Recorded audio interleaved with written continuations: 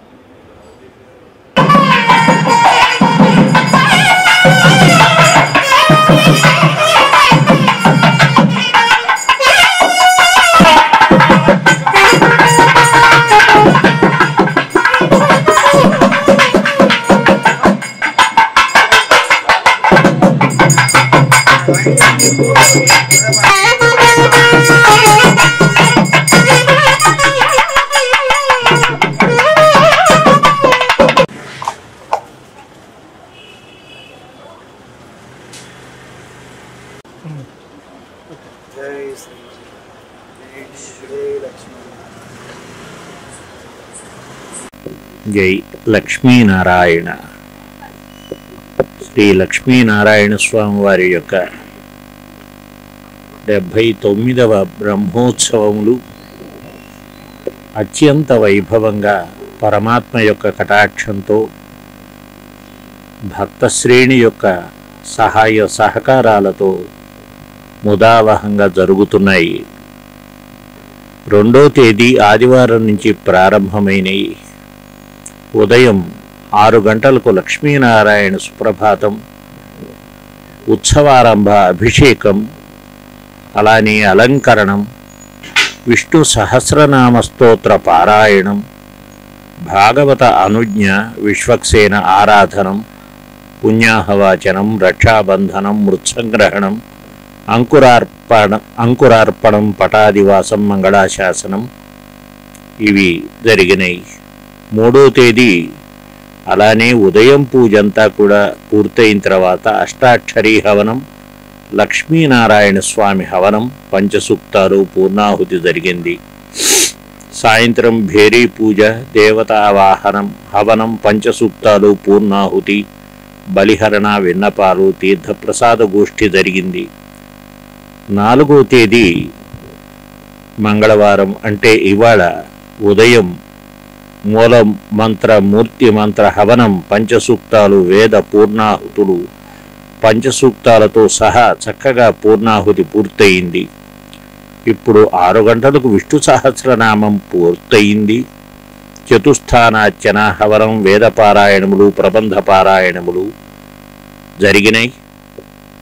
ఇప్పుడు మనం చూస్తున్నటువంటి లక్ష్మీనారాయణ స్వామి వారి హనుమద్వాహన సేవ పురవీధులలో ప్రజలంతా కూడా, భక్తులంతా కూడా భక్తి శ్రద్ధలతో సేవించేటట్టుగా ఇప్పుడు జరగబోతోంది.